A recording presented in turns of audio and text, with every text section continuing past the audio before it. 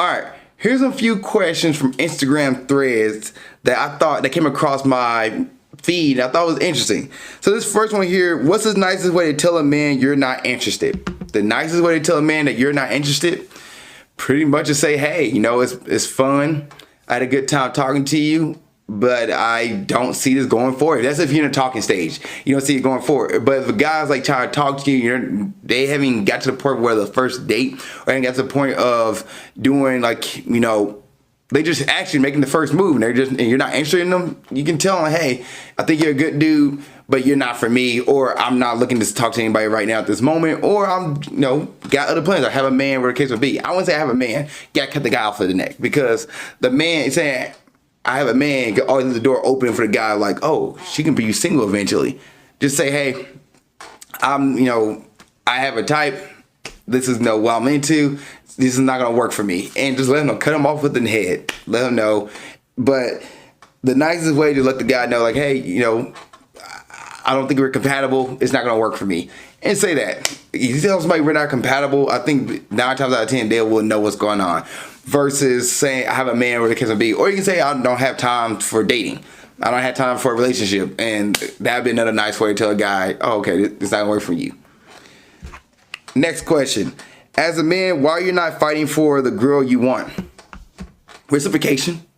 If the girl that I'm trying to talk to doesn't show any interest in me, doesn't show any care, I'm not going to put time and effort into that. It's too much work. When I can go meet another lady who I open the door for her and she says thank you, or I show up and give her flowers, she says thank you, she's appreciative of that. I'm not going to sit here and try to force somebody to be in a relationship with me, or force somebody to like me, when I can meet somebody who I don't have to force to like me.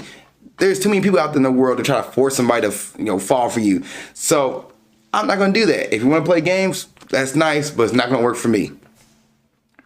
Next one. Men, how do you know you're really over a woman? You're not thinking about her. You're not thinking about what she's up to. You're not thinking about what she's doing. Not thinking about the way you guys navigate through life together. You literally are okay and comfortable with yourself, and when you start talking to somebody else, you're not thinking about the things that you were doing with your ex. That's how you know you're over them. Is it a red flag for you if a girl/guy has never been in a relationship, and why? No, it's not a red flag. Like, maybe that person at the time was waiting for somebody to actually date, waiting for the right person to come along. It's not a red flag. I wouldn't look into it as a red flag. Matter of fact, I wouldn't care how many people they dated prior to me. Just enjoy yourself. The person you're talking to, is it fun? Are you having fun? Are you having a good time? How did that person make you feel? Did the person make you feel like you're on cloud nine, or the person making you feel like you're important? Like, you got to ask yourself those things.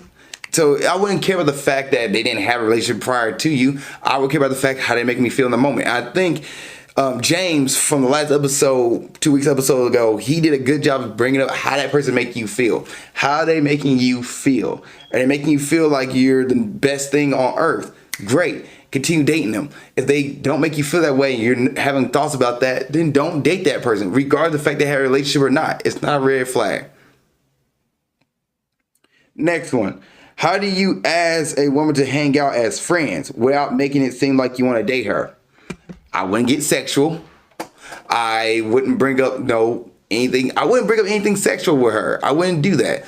I wouldn't bring up anything intimate as far as like trying to make a move or anything like that. Like, when you're trying to talk to a girl and actually be, in a relationship with somebody and try to make a move, we're trying to flirt with somebody. I wouldn't flirt with a girl who I'm not interested in to have a relationship with. I wouldn't do it. No need. I'll be cordial, I'll be nice, but I wouldn't flirt.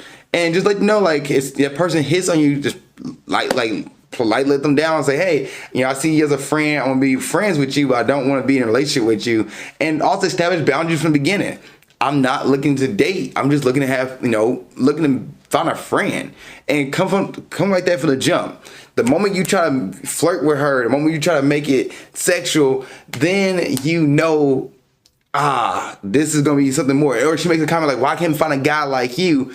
To me, that's more friend zone. But if a girl really try to get me out of the friend zone, and she said it to me, I'll be like, well, you will. If a girl said it to me, I'm like, you can find a guy like me, just I'm not that guy. So just have boundaries, and also don't make it flirty. I wouldn't do that with a girl that I was friends with. I'm not gonna be flirty with them. So don't do that. All right, Reddit time. How long does it take to fully heal from a long-term relationship? Being in a 6-year relationship, my ex and I have seen each other grow. It's been half a year and I haven't moved on. How long will it take? Have you took the time to reflect on your relationship? Have you took the time to grieve your relationship? If you haven't done that, then you're going to constantly bring up the relationship. What you need to do is take a day and write down everything that you thought that was the future going to be. Write that down. Write down that you thought you guys were going to have wedding bells together. Write down you thought you guys going to be together on the sofa together at the age of 80 years old, watching whatever, who knows what.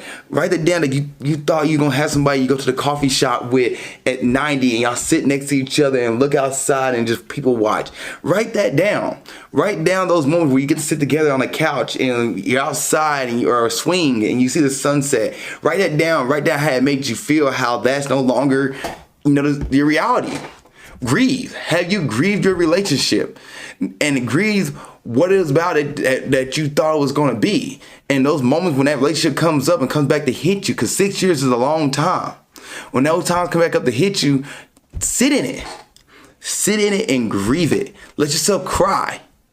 Let yourself feel emotional the fact that you're not with somebody you thought you were going to be with. And reflect.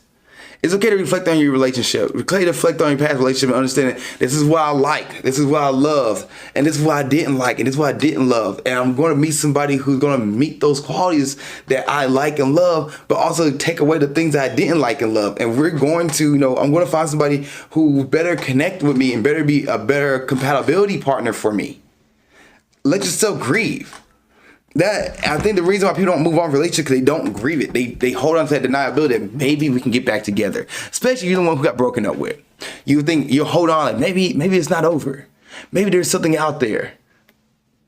No. Sometimes you gotta accept the fact that it is over. Accept the fact that you guys tried. And that's okay. And then if life goes on and you got there and you date other people and you realize that, hey, this person I thought was really good for me, I'm gonna see what they're up to. And you feel that way after you took that journey to get better and grow and you reach out. But I wouldn't reach out to the one you got broken up with. I wouldn't do that. Let the one who broke up with them reach out. So your girlfriend broke up with you or your ex broke up with you, let them reach out to you and see how you feel when they reach out to you. If they don't reach out to you, then they moved on. Also, ask yourself why the relationship end and go back over that. Was you being a problem? Was you causing issues? Was you being insecure? Well, then go work on yourself. And then understand that person might not come back. Understand that's something that happened. They got tired. Or was it the ones who were cheating? Was it the one causing problems? And you were like, hey, this wasn't for me, so I got out. But you have to grieve your relationship. If you do not grieve it, if you don't sit in it and understand that, hey, I had fun. It's not, this is reality. The life I thought we were going to have doesn't exist anymore. I'm going to move on. I'm going to be okay. But yeah, let yourself grieve it. Next one. Girlfriend and I have different views. I'm 27 male, and my girlfriend 20 female. That's 27, 7-year gap. Have been dating for almost a year. So y'all met 2619. I guess your dating app profile was good that way. Was set up that way. We communicate and work really well together, but she has some more liberal views, strong opinions on affirmation, trans care for kids, and pro-pharma for general mental health. And I have different opinions on it. Additionally, I've been trying to get her to set some physical goals so she can stay mobile and active throughout the week. Last night, she said that she isn't able to meet my expectation when it comes to physical activity and doesn't think we're as compatible as we thought we were. She doesn't like to do the things I do for fun, like disc golf, hiking, biking, climbing, etc. An important note is that the physical activity and getting uncomfortable physically is a very high priority to me, and it's very much not so for her. She feels bad and feels like she holds me back physically. I just wanted her to be able to go get outside and appreciate the nature world more, but she feels bad and feels like she's holding me back physically. I just wanted, okay, sorry. She's been feeling, but she feels like I'm putting too much expectation on her, and that she wants me to date someone that also has the same views on physical activity as I do, so I have D1 babies, LOL. Did you bring it up to her? It was rather upsetting for the both of us, considering we may not be compatible, since this is our first serious relationship for both of us, and I'm being too hard on her in regards to selling healthy goals. Is our difference in views on mental health and trans activism really something? Why are you bringing up trans activism? Really something to be concerned about? She's one of the most compassionate people I ever met, and it sucks to think that things aren't going to work out between us. Too long didn't read. Girlfriend is physically lazy and has more liberal views than I do as a moderate. We think that we aren't compatible because I'm not willing to compromise on my views, and she's not willing to compromise on her physical activities.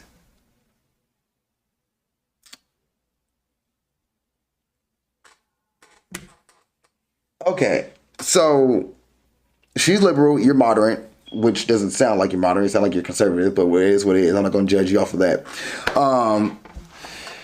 Okay.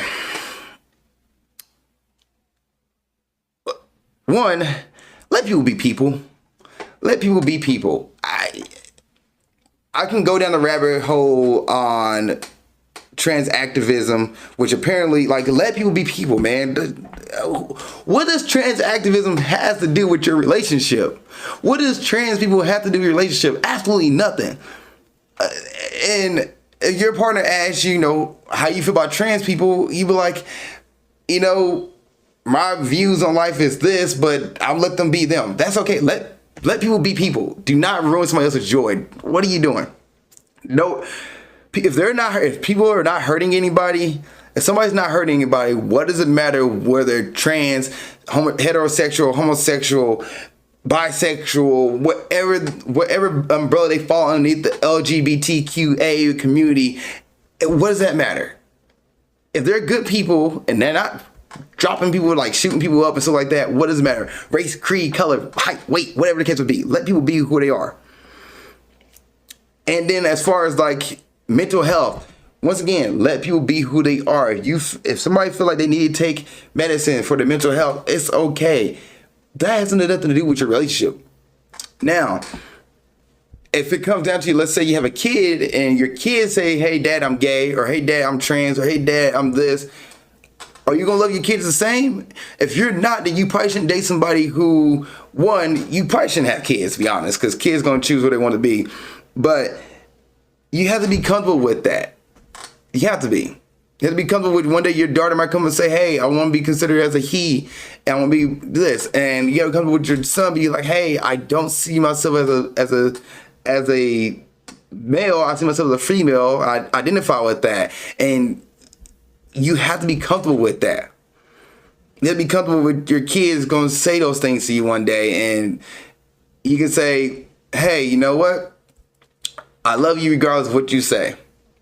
Because that's what some people want, is acceptance in that way. But not trying to get super serious here. As far as the mental, physical activity side of things, as far as that goes, that is a lifestyle decision. Your lifestyles don't match up. It's not about if she's more physically fit than you or not. It's a lifestyle thing.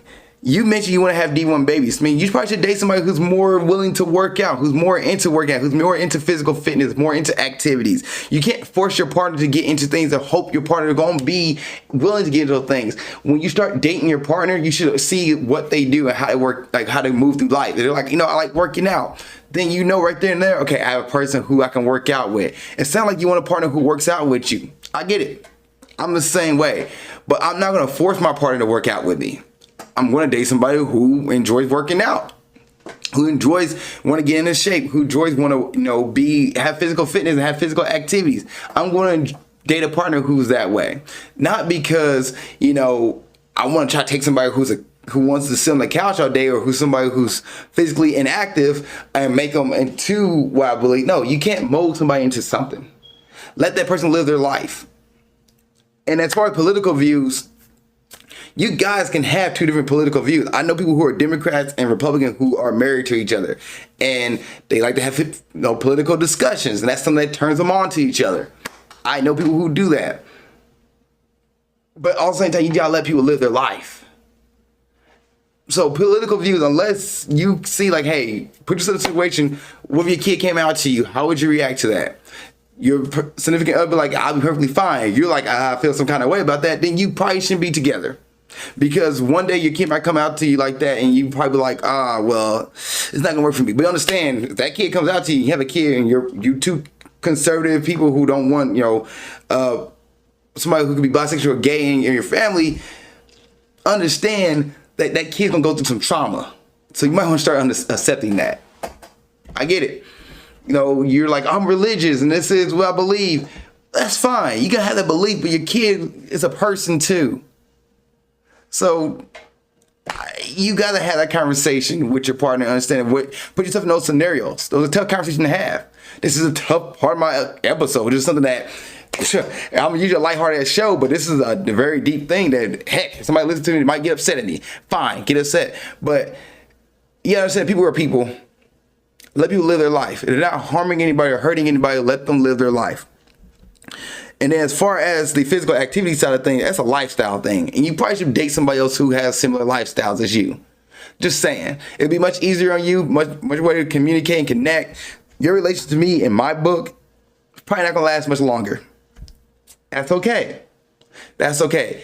At least you learn right here and there what you want out of a partner. You want somebody who's more physically into physical activities and physical exercise. You want to go hiking, camping. You want to do that with somebody else. You want to do that with your significant other. You don't want to just sit there and let your significant other be at home while you're on a camping trip with everybody and their significant others.